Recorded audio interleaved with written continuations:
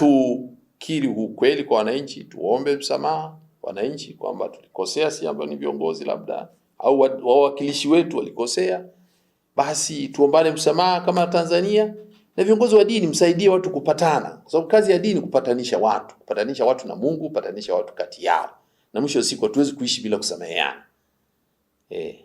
Hili ni tofauti kabisa na mnaloliita ninyi si maridhiano. Hii ni kitu tofauti. Kusameheana na maridhiano vitu vili tofauti. Reconciliation na maridhiano vitu vili tofauti. Sisi hatugombani nani atawale. Sisi tunamtawala tayari, yupo rais, yupo anatawala. Sasa kama mnataka nyinyi kuanzisha utaratibu mwingine wa kutawala, hayo ni mambo yenu kwa wanasiasa, mtajua huko. Lakini sisi tunataka wananchi kwa hili ovu lilofanyika ambalo tumelilani sisi kanisa Katoliki. Wakristo tumelilani, raia wengi wenye nia njema, mataifa ya nje yanayoheshimu haki za binadamu. Sababu Tanzania sio kisiwa baba. Tanzania ina heshima kubwa sana kwa Afrika kwa kueneza haki za binadamu. Haki za binadamu, na zilipovunjwa haki za binadamu tangu miaka ya 70, Tanzania ilikuwa inajiweka mstari wa mbele kabisa kulaani uvunjaji wa haki za binadamu. Ililani ubaguzi wa rangi Afrika Kusini.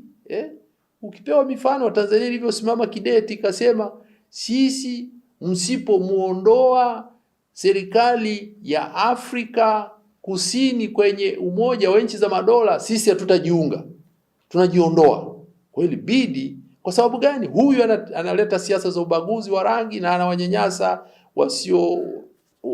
wasio weupe, wale wazungu walinyanyasika. Miaka ya 60 ilibidi serikali ya Afrika Kusini itoke kwenye Umoja wa Nchi za Madola. Lakini vile vile Tanzania iliweza kusababisha mchezo nchi 33 zisishiriki kwenye Olimpiki kwa sababu nchi ya New Zealand ilienda kucheza na South Africa. Wakasema hapana, hii nchi haipaswi kushirikishwa vitu hivi kwa sababu hao ni wabaguzi wa rangi na wanawateza wa Afrika. Tanzania ikaungwa mkono na nchi 23 kwa sababu sisi tulikuwa na wakati wetu na Philbert Bayi, bingwa wa mbio na nini. Kwa hiyo Tanzania imesimamia sana haki za binadamu. Sasa kama alifanyika kwa kuhimiza haki za binadamu katika mataifa mengine, maaskofu wanasema haya pia yafanyike ndani ya nchi yetu. Sasa tuseme kwamba hiki kitu hakikuwa kizuri na tufike mahali, na wamejifunza, maaskofu wamejifunza kwenye nchi zingine, wameona nchi zingine zilitoka kwenye mkwamo kwa njia ya watu kukiri ukweli na kusameheana. Ndivyo watu walivyofanya, lakini hawaweki serikali itumie utaratibu. Serikali yenyewe labda imeona utaratibu huzo wa hizo tume unatosha, basi tunasubiri tuone matokeo yake.